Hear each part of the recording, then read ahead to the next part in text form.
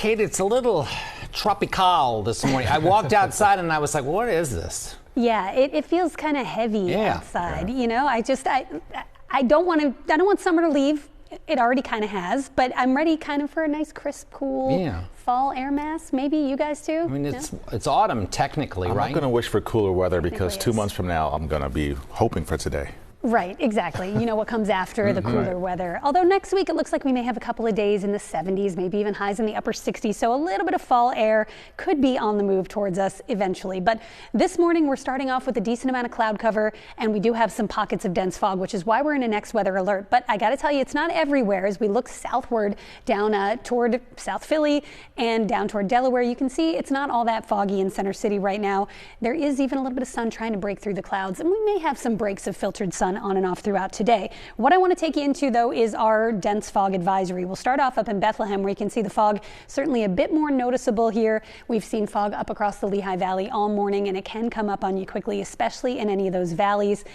It'll come up and just suddenly reduce the visibility. You won't be able to see the car in front of you. So leave plenty of space, because you never know when you're going to hit one of those patches of dense fog, and you want to have the headlights on this morning. Right now we've got temperatures in the mid to upper 60s, so it's warm, it's humid. That warm, humid, as Jim calls it, tropical air mass is going to stick around for the next few days, and even through the weekend. We're above average, nothing much moving in the weather pattern, so even as the sun comes back, it is still going to be warmer than normal, at least through Sunday or Monday. Here's your dense fog advisory, and for this reason we have a next weather alert. It's from the city on north and west. It goes until 9 a.m., so our alert will end at 9 a.m. for this, and it's just an indication that some dangerous dense fog is out there right now, and it's getting worse in some spots as we head, the sun just came up, about 20-30 minutes ago.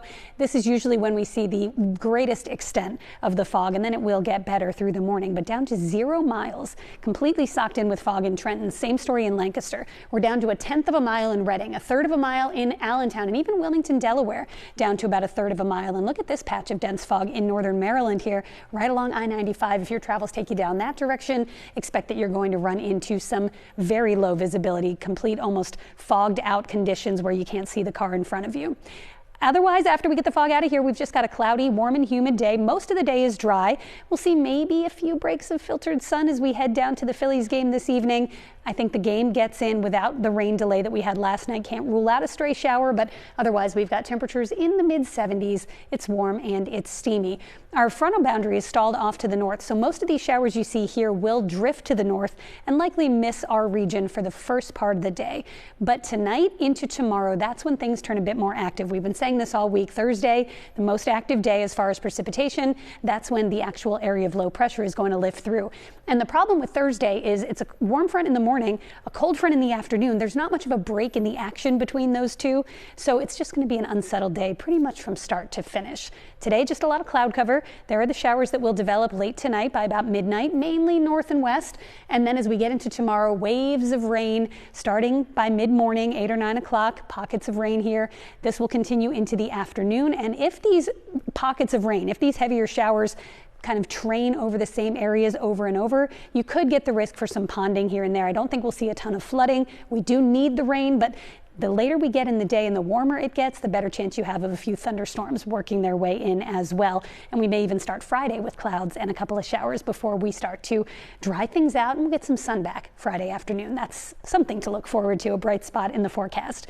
We also have 2 areas of interest to watch, and these are kind of racing. I think this one will likely become Umberto. It has a 90% chance of development in a week, 80% in the next 2 days. We have another high area of investment, we call it, in the tropics to watch. And of course, we have Gabrielle, still a Category 3 hurricane, but it's moving away toward the Azores, which have tropical storm warnings there and hurricane warnings. Your next 7 days from next weather, notice how warm it is. Tomorrow's the most active, but then we keep it kind of cloudy with highs in the 80s at least through Monday.